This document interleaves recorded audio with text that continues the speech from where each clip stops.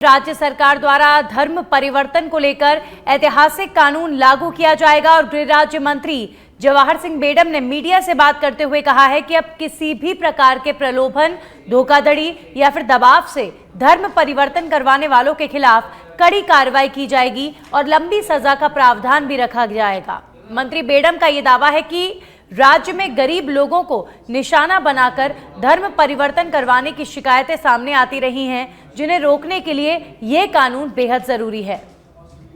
देखिए, राजस्थान की सरकार ने बहुत ही ऐतिहासिक कदम उठाकर राजस्थान धर्म संप्रदाय प्रतिषेध विधेयक राजस्थान में लागू किया और उसमें 7 साल से 14 साल तक की कठोर कारावास, 5 लाख तक का जुर्माना करने का प्रावधान किया। मैं समझ सकता हूं पूरे देश में जो भी धर्म परिवर्तन के विरोध में कानून बने हैं, उनमें राजस्थान में बहुत ही प्रभावी और धर्म परिवर्तन कराने वाले लोग या संस्थाओं के विरुद्ध कठोर कार्रवाई करने वाला कानून बनाया है। लेकिन मुझे कहने में कोई संकोच नहीं है कि राजस्थान प्रदेश कांग्रेस के अध्यक्ष सम्मानीय डोटासरा जी इस कानून को लेकर तिलमिलाए हुए हैं और उनके जो सोच और उनका जो नजरिया है, उससे ये साफ लगता है कि एक धर्म विशेष के लोग और कुछ मिशनरीज जो राजस्थान में गरीब लोगों को प्रलोभन देकर, डराकर, धमकाकर धर्म परिवर्तन का काम करते थे, उनको। और अब जयपुर से बड़ी खबर आ रही है, जहां पर राजस्थान युवा कांग्रेस कर रही है सीएम आवास का घेराव। उदय भानु चिप के नेतृत्व में ये विरोध प्रदर्शन हो रहा है। कानून व्यवस्था और एसआईआर समेत कई मुद्दों को लेकर कांग्रेस पार्टी के तमाम युवा नेता विरोध प्रदर्शन आज जयपुर की सड़कों पर कर रहे हैं और काफी संख्या में आप देख सकते हैं कि जो जयपुर में तमाम कांग्रेस पार्टी के युवा कार्यकर्ता हैं, वो सड़कों पर उतरकर किस तरीके से हंगामा करते नजर आए। इन्हें रोकने के लिए भारी पुलिस बल भी यहां पर तैनात किया गया था और सीएम आवास का घेराव युवा कांग्रेस आज कर रही है। उदय भानु चिप के नेतृत्व में, जो कांग्रेस पार्टी के अध्यक्ष हैं, उनके नेतृत्व में ये कांग्रेस पार्टी के युवाओं का सैलाब एक तरीके से देखने को मिल रहा है। मुद्दा है कानून व्यवस्था और एसआईआर समेत कई अन्य मुद्दे, जिसे लेकर कांग्रेस पार्टी विरोध प्रदर्शन कर रही है। जैसा कि आप सब जानते हैं, कांग्रेस पार्टी का जो राष्ट्रीय नेतृत्व है वो वोट चोरी के आरोप लगाता है, लेकिन बिहार में राहुल गांधी के ये मुद्दे चले नहीं, बीजेपी वहां पर जीती है और अब राजस्थान में भी एसआईआर का मुद्दा ये उठा रहे हैं और इस मुद्दे को लेकर यहां पर विरोध प्रदर्शन कांग्रेस पार्टी के कार्यकर्ताओं ने आज किया है। युवा कांग्रेस के नेता आज सड़कों पर उतरे हैं और यहां पर कानून व्यवस्था और एसआईआर के मुद्दे पर विरोध प्रदर्शन किया गया है।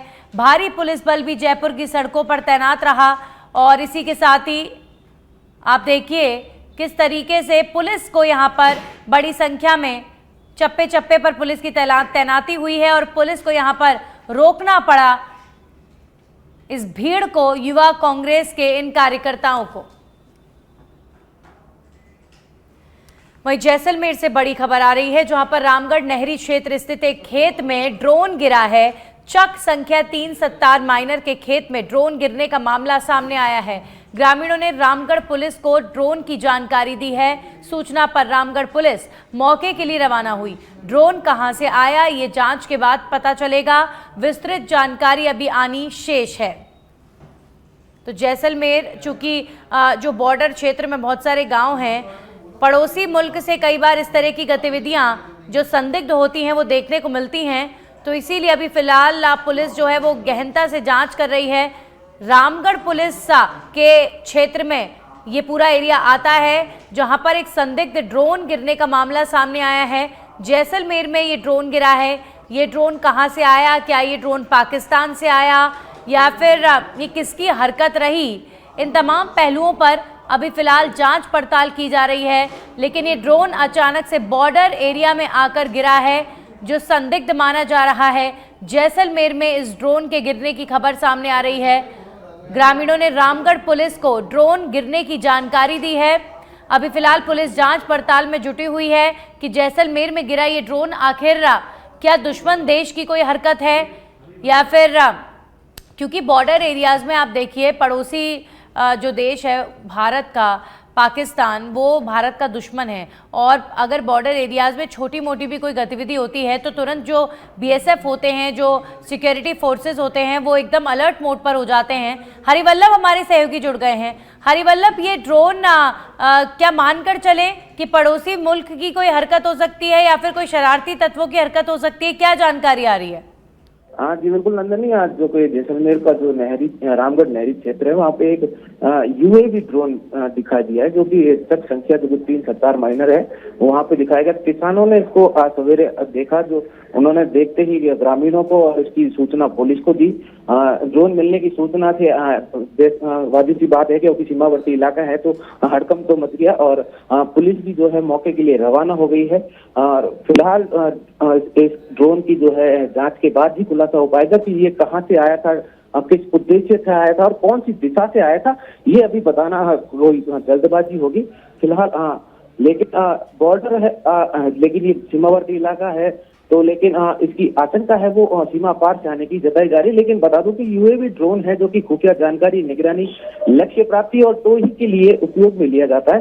तो लेकिन इसको लेकर जो है सीमावर्ती इलाका है तो सुरक्षा एजेंसी भी सतर्क हो चुकी है। जी चलिए, शुक्रिया। सुरक्षा एजेंसियां सतर्क हैं, बीएसएफ सतर्क है। शुक्रिया हरिवल्लभ तमाम जानकारियों के लिए।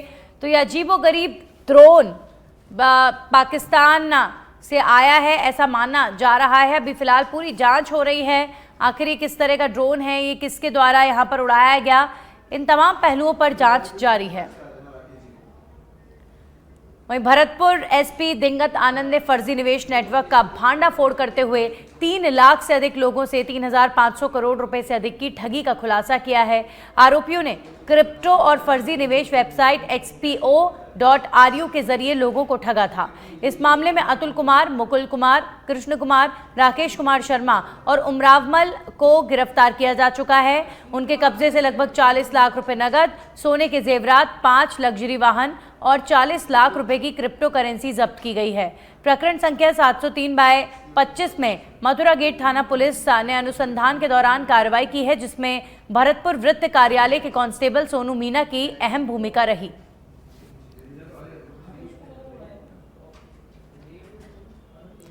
तो भरतपुर में 5 आरोपियों की गिरफ्तारी। साइबर ठगी कर लोगों को लूटा। मथुरा गेट थाना पुलिस ने इन सभी ठगों को गिरफ्तार कर लिया है। इनके पास से आप देखिए फर्जी गाड़ियां तक बरामद हुई हैं। कितना कैश बरामद हुआ है? 3,500 रुपए की ठगी है। ये कोई छोटा मोटा प्रकरण नहीं है। क्रिप्टो और वेबसाइट के माध्यम से इन 5 आरोपियों ने 3,500 करोड़ रुपए की ठगी की वारदात को अंजाम दिया था। राकेश हमारे सहयोगी जुड़ गए हैं। राकेश, ये जो नेटवर्क है ये कितना खतरनाक नेटवर्क कार्य कर रहा था कि 3,500 करोड़ रुपए की ठगी इन्होंने कर डाली है। बड़ी सफलता मानकर चले पुलिस की इसे राकेश? बिल्कुल, एक बड़ा खुलासा किया है भरतपुर एसपी दिगंत आनंद ने, क्योंकि एक ठगी का एक बड़ा गिरोह है जो इनके हत्थे चढ़ा है। लगभग 3500 करोड़ रुपए से अधिक की ठगी करने का इन पर आरोप लगा हुआ है। क्योंकि एक वेबसाइट संचालित होती थी xpo.ru के नाम से, उस पर फर्जी निवेश के नाम पर इन लोगों ने कई लोगों से ठगी की थी। बहरहाल इनके कब्जे से 40 लाख रुपए नगद, सोने के जेवरात, 5 लग्जरी वाहन और 40 लाख रुपए से कीमत की जो क्रिप्टो करेंसी है वो जब्त की है। इनसे मथुरा गेट थाने में अब पूछताछ की जा रही है कि और कौन लोग इनके गिरोह में शामिल है। जल्द से जल्द पुलिस उनकी भी गिरफ्तारी करेगी। लेकिन एक बड़ा खुलासा किया है भरतपुर एसपी ने। आने वाले वक्त में इस जो केस में और भी जो अनुसंधान होगा आगे, उसमें कई लोग बेनकाब होंगे और जल्द से जल्द उनकी गिरफ्तारी पुलिस करेगी, ऐसा एसपी ने भी दावा किया है। जी चलिए, शुक्रिया राकेश आपका तमाम जानकारियों के लिए। तो भरतपुर एसपी की बड़ी कार्रवाई और इतना बड़ा रैकेट जो क्रिप्टो करेंसी के जरिए, वेबसाइट के जरिए 3,500 करोड़ से ज्यादा की ठगी कर चुका है, ये रैकेट अब पकड़ा जा चुका है। और अब खबर सिरोही के शिवगंज से बड़ी खबर का रुख करेंगे, जहां पर ई लाइब्रेरी उद्घाटन के दौरान हंगामा देखने को मिला। एनएसयूआई और एबीवीपी के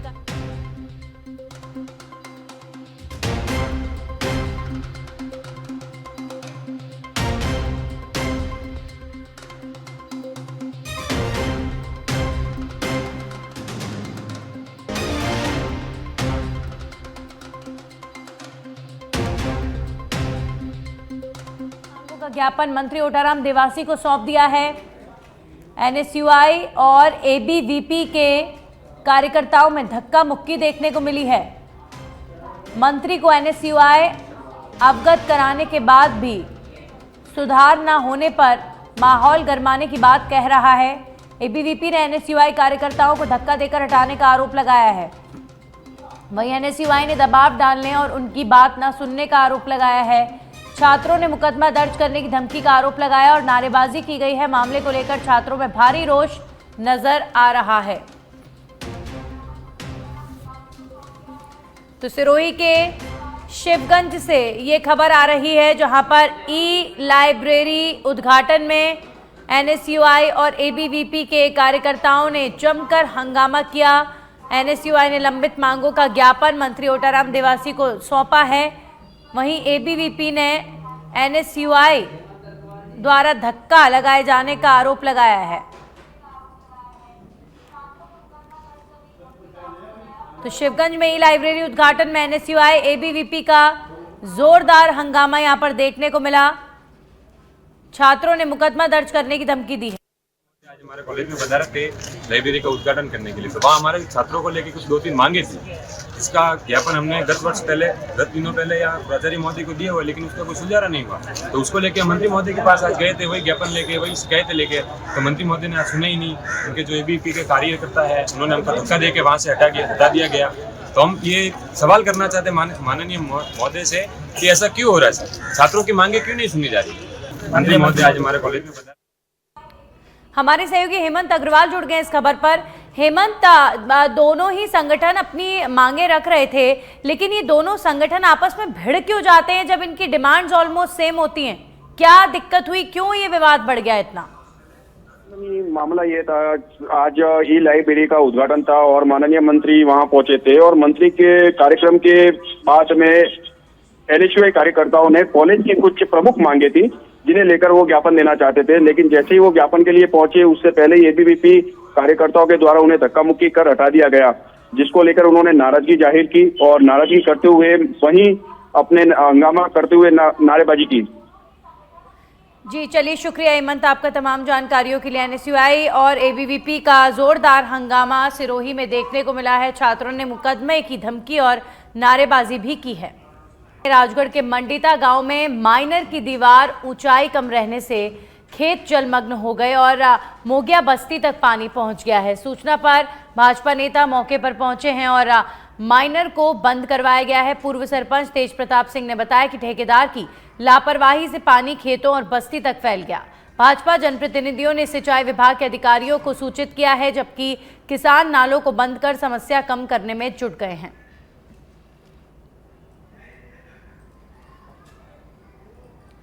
ऊंचाई बढ़नी चाहिए। अभी इन्होंने इतना कम किया है कि पाइपों में भी पानी नहीं पहुंच रहा है दूसरे खेतों में लोगों के। उसके पहले तो पहाड़ पे से 1.5 फुट पानी ओवरफ्लो होकर के और खेतों में चला गया। बीच में ये एक्वाडेक्ट बने हुए हैं पुराने, वो बहुत ही छोटे पाइप के हैं और उनमें पत्थर वगैरह और इस तरीके से भर गया, तो आगे पानी पास नहीं होता है, पीछे फुलाव लेता है। तो ये एक्वाडेक्ट भी तैयार होने चाहिए, इनको भी बड़ा रूप होना चाहिए। अब मंडिता रोड पास हो गया है, इसलिए इस रोड के हिसाब से कम 30-35 फुट का ये। वहीं सिकराय क्रय विक्रय सहकारी समिति में आज सुबह यूरिया खाद वितरण के दौरान भारी अव्यवस्था देखी गई है। सुबह 7 बजे से किसान लाइन में लगे रहे, लेकिन कई घंटे इंतजार के बाद भी अधिकांश को खाद नहीं मिल पाई। भीड़ पर नियंत्रण के लिए मानपुर थाना पुलिस को बुलाया गया और प्रति किसान 2 कट्टे वितरण की व्यवस्था लागू की गई है। किसानों ने अव्यवस्था और महंगे दामों पर अनिवार्य अन्य दवाइयां देने के दबाव का आरोप लगाया है। सहायक कृषि अधिकारी अशोक मीणा ने बताया कि समिति में 900 कट्टे यूरिया उपलब्ध कराए गए हैं और पुलिस की निगरानी में वितरण जारी है। 900 बैग खाद के प्राप्त यूरिया के काफ़ी किसान लाइन में लगे हैं। किसान भाइयों को परमिट के माध्यम से किसान को 2 बैग वितरण किया जा रहा है। आगे खाद की लगातार उच्च अधिकारी 4 घंटा हो खड़ा 2 कट्टे खाद मिली करो। जिले की मुख्य सड़क बूंदी नमाना को जोड़ने वाली सड़क की खस्ता हालत को लेकर क्षेत्रीय ग्रामीणों ने सिलोर के पास कांचीपुरा में रोड जाम कर दिया। ग्रामीणों का कहना है कि पिछली बार रोड जाम के दौरान प्रशासनिक अधिकारियों ने मौके पर आकर 15 नवंबर से निर्माण कार्य शुरू करने का आश्वासन देकर रोड जाम खुलवाया था, लेकिन यह आश्वासन अब तक पूरा नहीं हुआ है। आश्वासन खोखला निकलने पर ग्रामीणों ने फिर एकजुट होकर बूंदी नमाना को जोड़ने वाली सड़क पर फिर से जाम लगाया।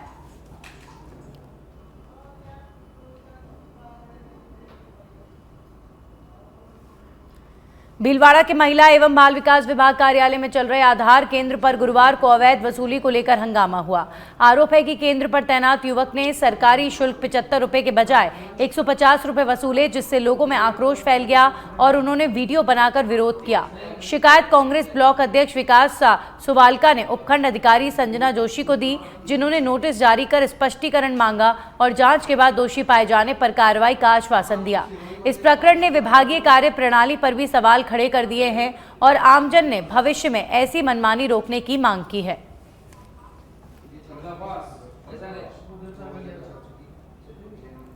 तो उपखंड अधिकारी ने नोटिस जारी कर इस पूरे प्रकरण को लेकर स्पष्टीकरण मांग लिया है। विभागीय कार्य प्रणाली पर सवाल है और नियमित रूप से अब जांच की मांग हो रही है। आधार केंद्र पर अवैध वसूली को लेकर हंगामा हुआ है।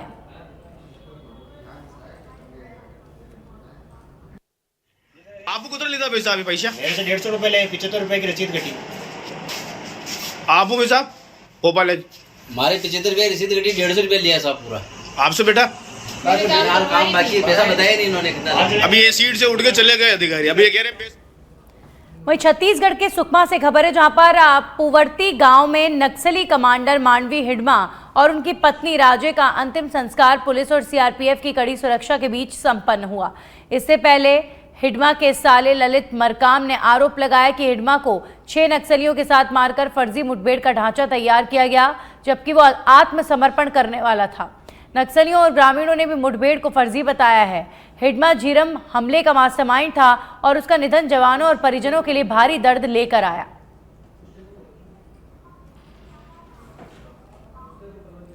मध्य प्रदेश, छत्तीसगढ़, महाराष्ट्र की सीमा पर नक्सलियों और एमपी की स्पेशल नक्सल विरोधी हॉक फोर्स के बीच मुठभेड़ हुई है। इस दौरान हॉक फोर्स के इंस्पेक्टर आशीष शर्मा शहीद हो गए। 40 वर्षीय आशीष शर्मा ने ऑपरेशन के दौरान अदम्य साहस दिखाया, लेकिन गंभीर रूप से घायल होने के बाद अस्पताल में उनका निधन हो गया। वो 2 बार वीरता पदक से सम्मानित हो चुके थे और कई सफल अभियानों में अहम भूमिका निभा चुके थे। मुठभेड़ राजनांदगांव जिले के बोरतालाब थाना क्षेत्र के कोहा पानी जंगल में हुई, जहां पर मध्य प्रदेश और छत्तीसगढ़ पुलिस का संयुक्त अभियान अब भी जारी है। वहीं मुख्यमंत्री डॉक्टर मोहन यादव ने उनके सर्वोच्च बलिदान को राष्ट्रीय नक्सल उन्मूलन अभियान के लिए अविस्मरणीय बताया है।